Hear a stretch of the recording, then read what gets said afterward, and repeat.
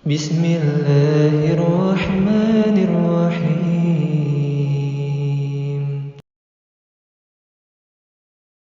Para jamaah Bapak Ibu rahimani rahimakumullah azza wa jalla, kita akan mengkupas tema yang berkaitan dengan bulan Zulhijjah. Alhamdulillah kita sudah masuk bulan Zulhijjah, tapi saya tidak akan mengupas secara detail panjang lebar, tapi poin-poin yang paling penting, yang prinsip, yang pokok berkenaan dengan bulan Zulhijjah. Para jamaah Bapak Ibu, insya Allah kita tidak asing dengan apa yang dinamakan Zulhijjah. Kata Zulhijjah ini adalah dua kata yang dijadikan jadi satu, yang digandeng. Zulhijjah, Zu al-Hijjah. Zu itu adalah pemilik, ya. Zu itu adalah pemilik. Al-Hijjah, hajjah adalah haji. Ini berkaitan dengan orang ibadah haji. Setiap masuk bulan Zulhijjah, setiap masuk bulan yang istimewa, bulan haram Zulhijjah, itu pasti identik dengan peristiwa yang besar apa? Ibadah haji. Makanya dinamakan Zulhijjah, pemilik orang yang melaksanakan ibadah haji. Artinya kalau kita melihat dari pelajaran ataupun pemahaman di sini, maka pada dasarnya bahwa ada peristiwa yang besar, yaitu perintah orang melaksanakan ibadah haji. Baik, para jamaah Bapak Ibu yang dimuliakan oleh Allah, maka kalau kita kembali kepada satu surat, nah ini yang menjadi tema kita ya. Saya ambilkan aja ini penjelasan tafsir tentang surat Al-Kautsar, ya. Di dalam surat Al-Kautsar, kalau kita mau mempelajari, memahami isi kandungan surat Al-Kautsar, surat yang ke-108. Surat 108 surah Al-Kautsar, juz yang ke-30 atau masuk dalam juz amma, ya. Surat Al-Kautsar ini surat yang diturunkan setelah surat Al-Adiyat, ya. Maka surat Al-Kautsar ini adalah surat yang di antara surat yang pendek. Makanya sebagian ulama memasukkan surat ini adalah surat Al-Madaniyah, suratul Madaniyah. Tapi sebagian ulama berpendapat ini mengatakan suratul Makkiyah, surat yang diturunkan di kota Mekah. Oke, ini perbedaan pendapat tidak menjadi prinsip bagi kita. Yang menjadi perhatian bagi kita para jamaah Bapak Ibu adalah kandungan yang ada di dalam surat Al-Kautsar. Kandungan yang ada di dalam surat Al-Kautsar ini, kalau kita perhatikan peristiwanya, yaitu ketika Nabi ini sedang duduk seperti ini ya, itu cerita. Ketika Nabi sedang duduk, di situ ada para jamaah, para sahabat Nabi. Kemudian Nabi mendangak ke langit, Alfa Rasulullah SAW. Kemudian setelah mendangak, kemudian beliau menurunkan pandangannya sambil tersenyum. Ketika beliau menurunkan pandangannya setelah mendangak ke langit sambil tersenyum, mutabasam, kemudian ditanya oleh sebagian sahabat, lima dhahikta ya Rasulullah, enten nopo kok panjenengan itu tersenyum atau tertawa sampai kelihatan giginya? Maka Nabi mengatakan, bagaimana aku tidak tersenyum dan tertawa? Bagaimana saya tidak bahagia? Unziltu alayya anifan suratan faqara'a hadis surah. Baru saja Allah menurunkan satu surat kepadaku, yang dimana satu surat ini membuat aku itu begitu senang dan begitu bahagia. Kemudian ditanya, surat apa itu, wahai Rasulullah? Maka Nabi menyampaikan surat yang pendek, mudah dihafal, tapi luar biasa istimewanya. Nabi kemudian membacakan, inna a'tainakal kautsar fasholli li rabbika wanhar inna syani'aka huwal abtar. Kira-kira ini hafal semua nggak para jamaah ini? Hafal nggak? Hafal ya? Paham nggak? Nah, ini yang jadi masalah. Hafal tapi nggak paham. Ya, nah ini akan kita bahas. Terkait dengan pemahaman kandungan di dalam surat Al-Kautsar ini, maka kalau kita buka di dalam tafsir Ibnu Katsir, di situ dijelaskan ayat yang pertama. Ayat yang pertama Allah mengatakan inna a'tainakal kautsar. Sesungguhnya kami memberikan kepadamu muka sebagai bentuk, yaitu domirnya kepada Nabi yang dimana situ bentuknya mufrad, yaitu tunggal, khusus berartinya, khusus spesial, hanya untuk Nabi daripada nabi-nabi yang lain. Jadi khusus untuk Nabi dan umatnya, maksudnya bukan Nabi yang lain lah ya, bukan Nabi yang lain, tapi khusus untuk Nabi. Inna a'tainakal kautsar, sesungguhnya aku telah memberikan kepadamu Muhammad al-Kautsar. Masya Allah, ini hadiah yang Allah berikan kepada khusus kepada Nabi dan umatnya, dan tidak diberikan kepada nabi-nabi yang lain. Ketika ayat ini diturunkan, para jamaah Bapak Ibu, dijelaskan di dalam hadis rawahu Imam Ahmad dari sahabat Anas bin Malik radhiyallahu ta'ala anhu. Diceritakan ketika Nabi mendapatkan ayat ini, Allah memberitahukan mendapatkan Al-Kautsar. Apa sih Al-Kautsar itu? Al-Kautsar itu adalah kata Nabi, huwa nahrun a'tani azza wa jalla,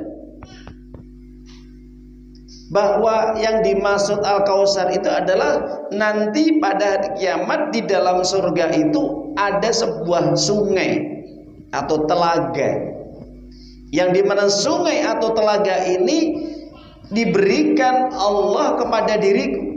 Jadi Allah memberikan telaga sungai ini kepada diriku, yang dimana telaga ataupun sungai ini yang Allah berikan kepadaku,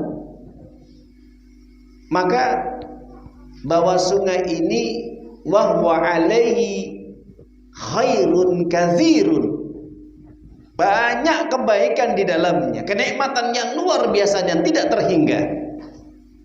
Bahkan di tepi-tepi sungai ini ada kubah-kubah yang terbuat dari mutiara. Bahkan di situ ada aliran-aliran sungainya itu baunya harum semerbak, bahkan lebih harum daripada minyak kasturi. Begitu harumnya. Bahkan dijelaskan yang lain dalam riwayat, sungai itu ya, itu daripada air itu yang mengalir itu lebih jernih, lebih putih daripada susu. Lebih putih, lebih jernih daripada susu. Lebih manis, lebih enak daripada madu. Siapapun orang yang minum di sungai tadi, di telaga tadi, maka dia akan menjadi begitu bersinar, bercahaya, muda, harum kulitnya, baunya. Masya Allah. Dan itu selama-lamanya. Baik, kita lanjutkan. Kemudian Nabi melanjutkan, taridu alayya min ummati yaumal qiyamah aniyatu adadul kawakib fa ikhtalaju minhum fa aqulu ya Rabb innahu min ummati fayuqal la tadri ya Muhammad ma ba'da hadasu ba'dak, la tadri ma ahdasu ba'dak. Apa kata Nabi? Nanti pada hari kiamat ketika Allah memberikan sungai atau telaga ini kepada diriku dan umatku, maka saat itu ketika Allah menggiring manusia untuk memasuki telaga itu, maka ada seseorang atau beberapa kelompok ini yang terhalangi untuk bisa masuk. Untuk bisa masuk, nggak bisa masuk mereka. Kenapa nggak bisa masuk? Nah, ini yang jadi pertanyaan. Saat itu Nabi melihat ada orang dari umatnya ataupun kelompok jamaah atau kaum dari umatnya yang terhalangi untuk masuk ke telaga Al-Kautsar, ke sungainya Nabi ini. Karena tidak Allah ridhoi untuk bisa masuk, maka Nabi mengatakan, "Ya Rob, dia itu umatku. Dia juga ya termasuk dulu ya mengaku dia sebagai orang Islam." Maka saat itu Nabi langsung dijelaskan oleh Allah, "Ya Muhammad, kamu tidak tahu apa yang telah diperbuat oleh umatmu sehingga mereka tidak bisa masuk ke dalam telaga. Meskipun mereka termasuk dari umatmu, tapi mereka akan terhalangi untuk masuk telaga. Kenapa? Semasa hidupnya mereka menyanyiakan amal-amal sunnah." Jadi orang yang menyanyiakan amalan-amalan sunnah ini tidak akan bisa masuk telaga. Orang-orang yang diam tidak mau mengikuti sunnah Nabi Shallallahu Alaihi Wasallam yang dicontohkan oleh Nabi, ini akan sulit masuk ke dalam telaga. Sunnah kan banyak ya, ibadah apapun ada sunnahnya. Ada sunnah wudu, ada sunnah sholat, ada sunnah zakat, ada sunnah puasa, ada sunnah baca Quran, ada sunnah apa saja. Bahkan dalam kehidupan rumah tangga ada sunnah-sunnahnya. Nah, ini mereka tidak mengikuti sunnahmu. Bahkan mereka membuat sunnah yang baru, yang tidak ada contoh darimu. Nah, ini alias mereka memproduk, ya, membuat amalan-amalan yang menyelisih sunnahmu. Meskipun mereka itu umatmu, tapi mereka tidak merasa cukup dengan sunnah contoh-contoh yang kamu berikan. Akhirnya membuat amalan-amalan yang baru yang itu tidak pernah dicontohkan oleh Nabi, alias para ulama mengatakan bid'ah.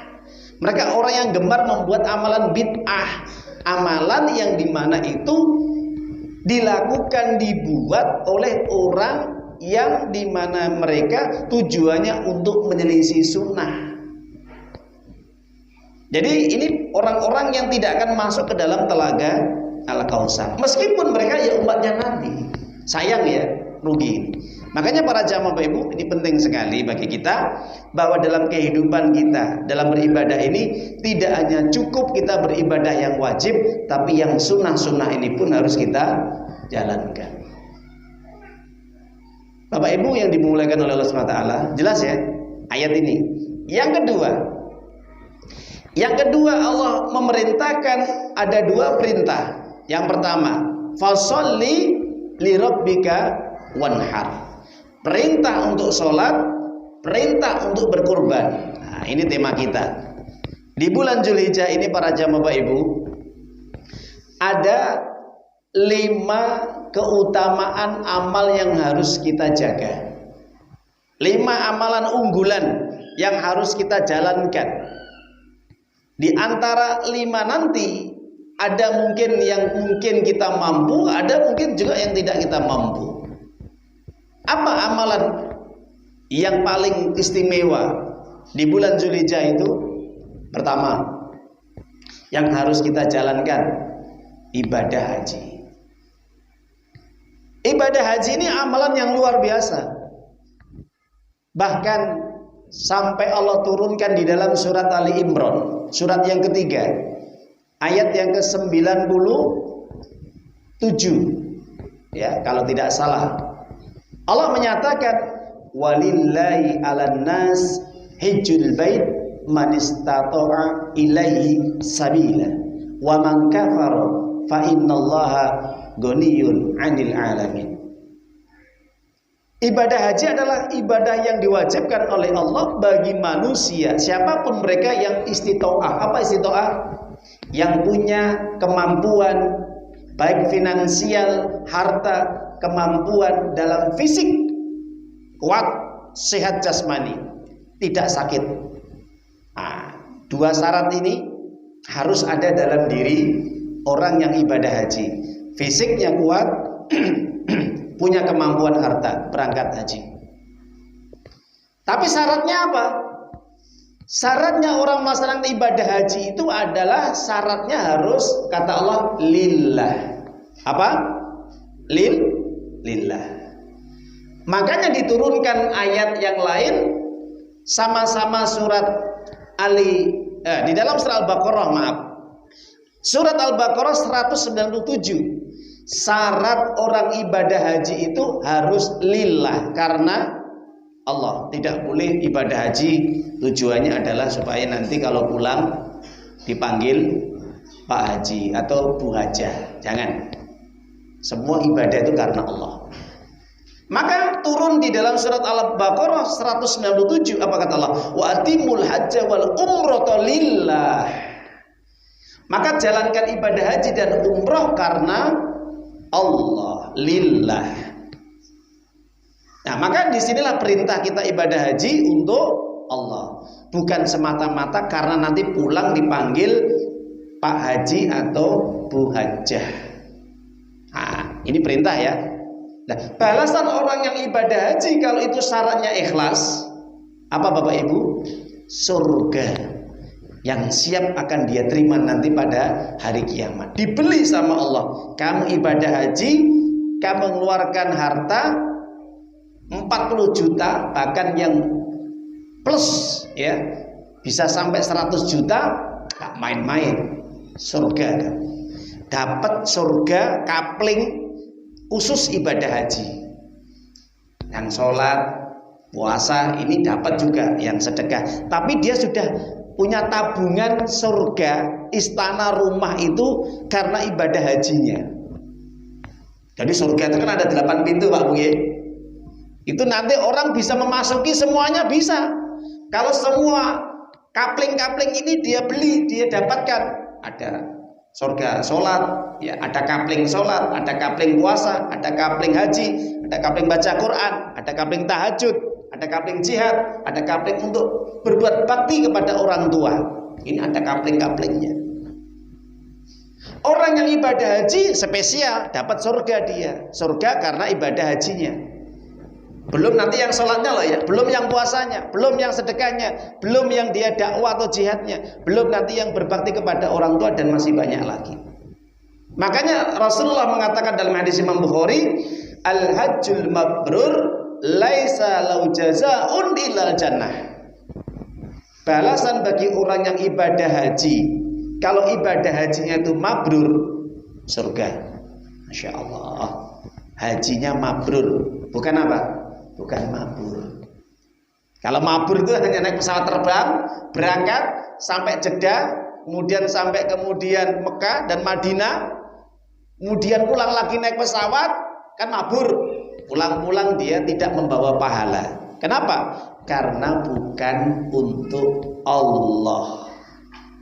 Saya naik haji supaya nanti saya biar dipanggil Pak Haji atau Bu Hajah. Hilang. Pahalanya hilang, dia kehilangan uang 40 juta.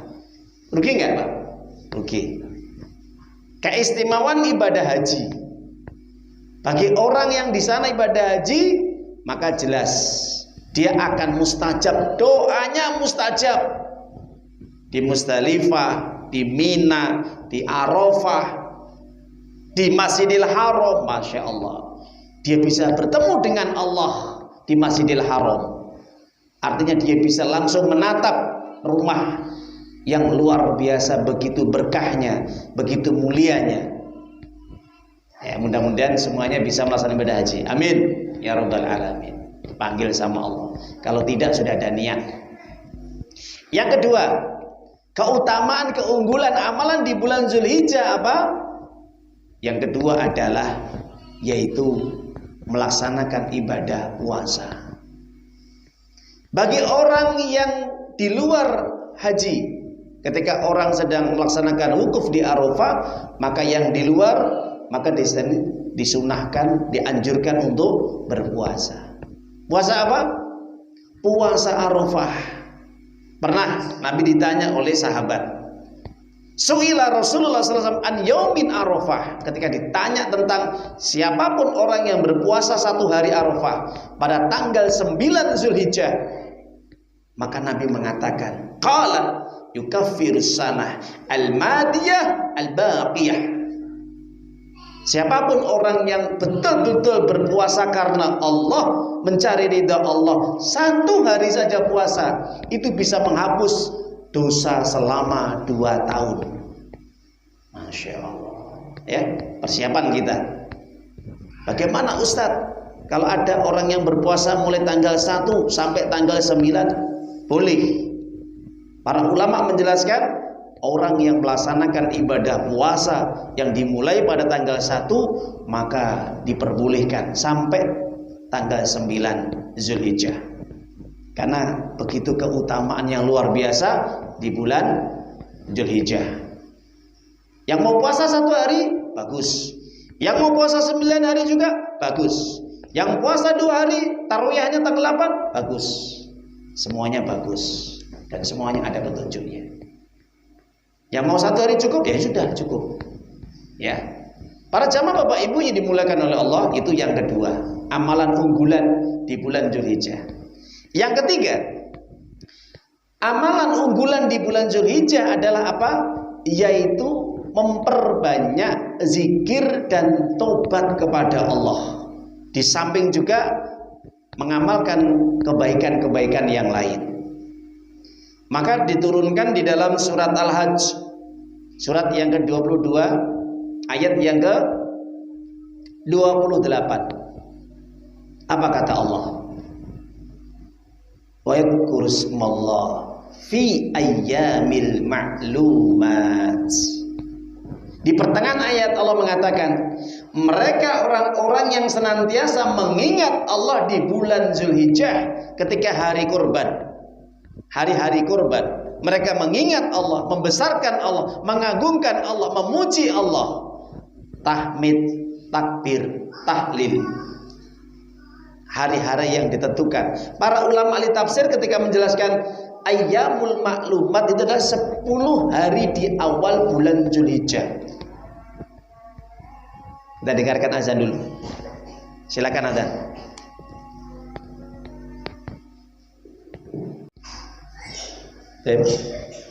Kita lanjutkan.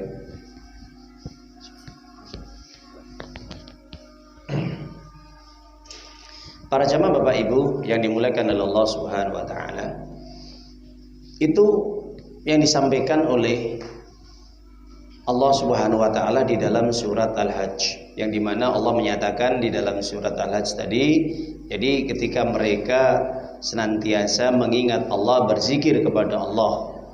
Bahkan diriwayatkan dari hadis Imam Bukhari dari 2 sahabat, Abdullah bin Umar radhiyallahu an dan juga Abu Hurairah radhiyallahu an. Ini kedua sahabat ketika masuk pada tanggal 1, ketika masuk pada tanggal 1, yakhrujani ila suq. Mereka masuk ke dalam pasar.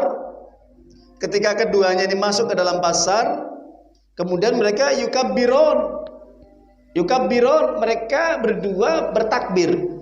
Allahu Akbar, Allahu Akbar, la ilaha illallah, wallahu akbar, Allahu Akbar, walillahil hamd. Ketika mereka berdua bertakbir, yukabbirun nas, maka manusia mengikutinya semuanya. Kenapa manusia mengikutinya, orang-orang mengikutinya? Karena saat itu, ya, 2 sahabat ini merupakan menjadi sumber ilmu bagi mereka, Abu Hurairah dan Ibnu Umar. Jadi 2 sahabat ini sebagai ahlul hadisnya para sahabat Nabi. Abu Hurairah dan Abdullah bin Umar ini 2 tokoh sahabat yang dijadikan referensi bagi masyarakat saat itu. Ini ulamanya sahabat, tapi bidang hadis. Ada bidang masalah tentang tafsir, siapa? Abdullah bin Abbas dan Abdullah bin Mas'ud. Ini 2 sahabat yang pakar dalam bidang tafsir. Para jamaah Bapak Ibu yang dimuliakan oleh Allah Subhanahu wa taala, maka takbir ini ada takbir mutlak dan takbir muqayyad. Kalau takbir mutlak, takbir yang tidak dibatasi. Yang dimana ketika Abdullah bin Umar dan Abu Hurairah ini mulai takbir, ini masuk takbir mutlak karena mengamalkan ayat Allah. Wa yadhkuru ismallah fi ayyamil ma'lumat. Mereka mengingat Allah, berzikir kepada Allah di hari-hari yang ditentukan. Hari-hari di situ adalah hari-hari yang dimana masuk pada bulan Dzulhijjah. Nah, adapun takbir muqayyad adalah takbir yang dimana Nabi Sallallahu Alaihi Wasallam ini menganjurkan kepada para sahabatnya untuk bertakbir ketika keluar menuju tempat ibadah sholat Idul Fitri dan Idul Adha. Ini takbir muqayyad yang terkait dengan pelaksanaan tempat. Ketika orang ingin berangkat melaksanakan ibadah sholat Idul Adha dan Idul Fitri, maka di situ untuk banyak berzikir, terutama Idul Adha. Jadi Bapak Ibu, kalau kita mau berangkat sholat Id, maka diperbanyak, diperintahkan untuk bertakbir. Mana dalilnya Ustadz? Nabi SAW bersabda dalam hadis, aktsiru fihinna minat tahlil wat takbir wat tahmid. Perbanyaklah kalian ketika akan melaksanakan ibadah sholat, maka banyak bertakbir, tahlil dan tahmid. Jadi naik motor, zikir, naik mobil, zikir. Ya, itu perbanyak dalam perjalanan kita menuju tempat sholat, kita melaksanakan sholat Idul Adha, perbanyak untuk takbir, tahlil dan tahmid. Begitu juga kita sholat Idul Fitri juga sama, perbanyak kita untuk tahlil, takbir, tahmid. Allahu Akbar, Allahu Akbar, Allahu Akbar, Allahu Akbar walillahil hamd. Nah, ini perintah dari Nabi, ini yang sifatnya muqayyad, yang terkait dengan kekhususan ketika mau melaksanakan ibadah sholat Idul Adha atau Idul Fitri. Perbanyak takbir. Ini poin yang ketiga, amalan yang istimewa. Maka disitulah dosa-dosa kita akan berguguran. Sambil kita istighfar, boleh Ustaz? Boleh, perbanyak istighfar kita. Bagus. Sambil kita takbir, tahmid, tahlil, banyak istighfar. Yang keempat, amalan yang istimewa adalah apa? 10 hari sampai hari tasyrik adalah disitulah agenda yang luar biasa, berkurban, menyembelih hewan kurban. Maka dari sinilah sampai Nabi mengatakan loh ya, dalam hadis Ibnu Majah. Insya Allah kita sering mendengar hadis ini. Apa kata Nabi? Dari hadis Abu Hurairah radhiyallahu anhu, "Man kana lahu sa'ah wa lam yudahi wala yaqrabanna musallana." Siapapun orang punya kelonggaran harta, kemampuan dia untuk berkorban, kok dia tidak mau berkorban, jangan sekali-kali mendekati sholat bersama kami, jangan ikut sholat bersama kami, jangan mendekati tempat untuk sholat Idul Adha. Sampai Nabi melarang seperti itu. Sebagian ulama menyatakan tentang hadis ini, ada yang mengatakan wajib, sebagian ulama mengatakan sunnah muakkadah, sunnah yang ditekankan. Di situ ada kata-kata taukid, nun taukid apa? Fala yaqrabanna musallana. Jangan mendekati, jangan sekali-kali mendekati. Ini menunjukkan larangan orang sholat ketika dia tidak mau korban, padahal dia mampu, punya harta yang lebih. Sampai seperti itu Bapak Ibu. Saking istimewanya berkorban. Maka tetap korban itu untuk Allah. Bukan pengen nanti dikatakan, oh ini orang dermawan, jangan ya. Korbannya untuk Allah. Tetap semua ibadah untuk Allah. Qul inna sholati wa nusuki. Nusuk di situ adalah korban. Di dalam surat Al-An'am 162, surat yang ke-6, Allah mengatakan, "Qul inna sholati wa nusuki wa mahyaya wa mamati lillahi rabbil alamin." Ini doa apa ini, Bapak Ibu? Doa apa? Iftitah. Makanya Allah mengajarkan kita ketika setelah kita takbir, kita memulai di awal sebelum kita membaca berzikir apapun, Allah memerintahkan kita untuk mengingat Allah dan mengakui segala apapun amalan itu hanya untuk Allah. Sholatku Berkorbanku, ibadah-ibadah yang lain, mati hidupku hanya untuk Allah, bukan milik siapapun, bukan untuk siapapun. Biar tidak masuk dalam jurang syirik, baik syirik kecil, riya, pamer, sum'ah, atau syirik besar, menyekutukan Allah. Naudzubillah. Itu yang keempat, amalan yang luar biasa. Salat Idul Adha, ya, dan juga berkorban. Kemudian para jamaah Bapak Ibu, yang terakhir, amalan yang istimewa selain kita berkorban dan juga kemudian setelah melaksanakan ibadah sholat kita diperintah untuk berkorban. Kata Allah tadi, fasholli li rabbika wanhar, perbanyak kamu untuk juga berzikir dan juga jaga sholat Idul Adha dan berkorbanlah kamu. Maka yang terakhir adalah kata Allah Subhanahu wa taala, perbanyaklah kamu dengan ibadah apapun di 10 hari yang awal. Karena disitulah Allah mengistimewakan. Bahkan 10 hari di awal bulan Dzulhijjah yang siangnya itu lebih utama dari seluruh ibadah-ibadah di bulan yang lain. Bahkan lebih utama dari bulan Ramadan selain di malam hari. Kok bisa Ustaz? Oke, kita buka ayatnya. Allah turunkan di dalam Al-Quran surat Al-Fajr. Wal fajr walayalin asyr. Perhatikan ayat ini. Walayalin asyr. Demi fajar yang Allah ciptakan. Fajar ini juga makhluk yang Allah ciptakan. Suasana fajar pada pagi hari. Walayalin asyr, dan juga malam-malam yang ke-10. Maka para ulama menjelaskan walayalin asyr ini ada 3. Sebagaimana pernyataan Ibnu Hajar Al-Asqalani di dalam kitab Fathul Bari, dan juga Ibnu Rajab Al-Hambali di dalam kitab Al-Jami' li Ahkamil Quran. Ya. Maka kalau kita fahami dari penjelasan para ulama ini, yang dimaksud malam yang 10 sebagaimana yang dinyatakan oleh Allah, sumpahnya Allah ini adalah yaitu ketika saat-saat orang itu melaksanakan ibadah di 10 hari terakhir di bulan Ramadan. Ini pendapat pertama. 10 hari terakhir di bulan Ramadan pada malam hari. Pendapat yang kedua, 10 hari di bulan Muharram. Pendapat yang ketiga, 10 hari di awal bulan Dzulhijjah. Ini pendapat yang rajih, yang paling kuat, yaitu walayalin asyr. Ini adalah 10 hari di awal bulan Dzulhijjah. Kenapa? Di situ Allah bersumpah diawali dengan wal fajr, demi waktu pagi, berkaitan dengan waktu korban dan sholat Idul Adha.